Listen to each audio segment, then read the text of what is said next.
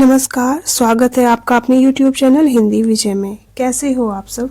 मुझे आशा है कि आप सब कुशल मंगल होंगे।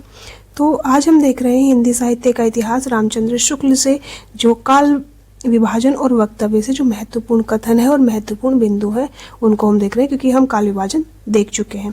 तो पहली जो 2 क्लासें हैं वो देख लीजिएगा, और ये क्लास आपकी TGT, PGT, net, JRF, LT grade, GIC जितनी भी प्रतियोगी परीक्षा है हिंदी से संबंधित सबके लिए बहुत महत्वपूर्ण है। तो चलिए बढ़ते हैं। सबसे पहले वक्तव्य और काल विभाजन से जो विशेष तथ्य हैं वो देख लीजिए। तो आचार्य शुक्ल ने अपने से पहले लिखे गए साहित्य इतिहास ग्रंथों को कविवृत्त संग्रह कहा है।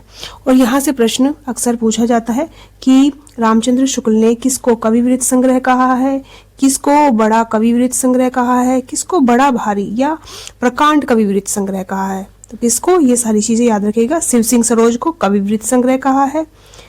Modern vernacular literature of northern Hindustan को बड़ा कविवृत्त संग्रह कहा है। मिश्र बंधु विनोद को बड़ा भारी या प्रकांड कविवृत्त संग्रह रामचंद्र शुक्ल जी ने कहा है। तीनों तथ्य बहुत महत्वपूर्ण हैं और प्रश्न यहाँ से पूछे जाते हैं। रामचंद्र शुक्ल जी ने नामकरण के जो आधार है वो क्या रखे हैं। तो काल विभाग के भीतर प्राप्त होने वाली विशेष ढंग की रचनाओं की प्रचुरता व उसके स्वरूप के अनुसार एक तो ये आधार दिया था, जो काल विभाजन किया है, नामकरण किया है शुक्ल जी ने, तो काल विभाग के भीतर प्राप्त होने वाली विशेष ढंग की रचनाओं की प्रचुरता के व उसके स्वरूप के अनुसार। दूसरा था ग्रंथ की प्रसिद्धि के आधार पर कि जो कौन कौन से ग्रंथ सबसे ज्यादा प्रसिद्ध हैं उसके अनुसार ही उस काल का नाम इन्होंने रखा है, क्योंकि प्रसिद्धि किसी काल की लोक प्रवृत्ति की प्रतिध्वनि है। तो ये शुक्ल जी ने 2 आधार दिए थे। अब शुक्ल जी के कुछ महत्वपूर्ण कथन देख लेते हैं। सारे रचना काल को केवल आदि, मध्य, पूर्व, उत्तर इत्यादि खंडों में आंख मूंद कर बांट देना, यह भी न देखना कि खंड के भीतर क्या आता है क्या नहीं, किसी वृत्त संग्रह को इतिहास नहीं बना सकता। और ये शुक्ल जी ने इसी कारण सभी जो ग्रंथ हैं उनको वृत्त संग्रह कहा है, ये कारण है। और ये कथन पूछा जाता है कि ये कथन किसका है, तो शुक्ल जी का है। और अब तो प्रश्न ऐसे भी पूछे जाने लगे हैं, जैसे कि UGC नेट में पूछा गया था कि ये किस प्रकरण से है या कहाँ से लिया गया है। तो ये रामचंद्र शुक्ल जी के हिंदी साहित्य के इतिहास के जो वक्तव्य है उसमें से ये लिया गया है।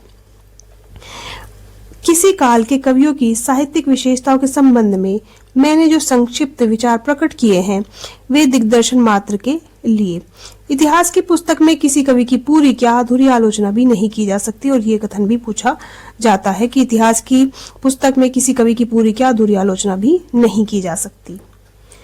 रीति काल के में कवियों के परिचयात्मक विवरण मैंने प्राय मिश्र बंधु विनोद से लिए हैं। तो यहाँ पर क्या पूछा जाता था कि कवियों के परिचयात्मक विवरण मैंने प्राय मिश्र बंधु विनोद से लिए हैं। कथन किसका है? रामचंद्र शुक्ल जी का। रामचंद्र शुक्ल जी ने परिचयात्मक विवरण किस पुस्तक से लिए हैं? मिश्र बंधु विनोद से। इस प्रकार से प्रश्न पूछे जाते हैं। मिश्र बंधु विनोद के अतिरिक्त सामग्री सहयोग के लिए इन ग्रंथों को रामचंद्र शुक्ल जी ने दिया है कि मैंने हिंदी कविता रत्नमाला जो बाबू श्याम सुंदर दास की है इससे भी लिया है। कविता कौमुदी राम नरेश त्रिपाठी, ब्रज माधुरी सार वियोगी हरि जी की, इनसे मैंने सहयोग लिया है। मेरा उद्देश्य अपने साहित्य के इतिहास का एक पक्का और व्यवस्थित ढांचा खड़ा करना था, न कि कवि कीर्तन करना। और ये शुक्ल जी का कथन बहुत महत्वपूर्ण है, बहुत पूछा जाता है। कथन किसका है? तो ये रामचंद्र शुक्ल जी का है, याद रखिएगा। मेरा उद्देश्य अपने साहित्य के इतिहास का एक पक्का और व्यवस्थित ढांचा खड़ा करना था, न कि कवि कीर्तन करना। ये कथन भी बहुत महत्वपूर्ण है कि आधुनिक काल में गद्य का आविर्भाव सबसे प्रधान साहित्यिक घटना है। किसने कहा है? रामचंद्र शुक्ल जी का ये कथन है, महत्वपूर्ण कथन है। वर्तमान लेखकों और कवियों के संबंध में कुछ लिखना अपने सिर एक बला मोल लेना ही समझ पड़ता है। और ये कथन भी महत्वपूर्ण है, वक्तव्य से ही लिया गया है। और ये कथन जो है काल विभाग से जो लिया गया है ये बहुत महत्वपूर्ण है और अक्सर ये पूछा जाता है। और इसके लिए तो मैं बोलती हूँ कि ये आपको रटा होना चाहिए, यानी कि एक एक इसकी लाइन आपको याद होनी चाहिए कि जबकि प्रत्येक देश का साहित्य वहां की जनता की चित्तवृत्तियों का संचित प्रतिबिंब होता है, तब यह निश्चित है कि जनता की चित्तवृत्ति के परिवर्तन के साथ साथ साहित्य के स्वरूप में भी परिवर्तन होता चला जाता है। आदि से अंत तक इन्हीं चित्तवृत्तियों की परंपरा को परखते हुए साहित्य परंपरा के साथ उनका सामंजस्य दिखाना ही साहित्य इतिहास कहलाता है। यहाँ तक ही पूछा जाता है और कभी कभी यहाँ तक पूछ लिया जाता है कि जबकि प्रत्येक देश का साहित्य वहाँ की जनता की चित्तवृत्तियों का संचित प्रतिबिंब होता है। कई बार सिर्फ इतना ही पूछ लिया जाता है और कई बार यहाँ तक पूछ लिया जाता है कि उनका सामंजस्य दिखाना ही साहित्य का इतिहास कहलाता है।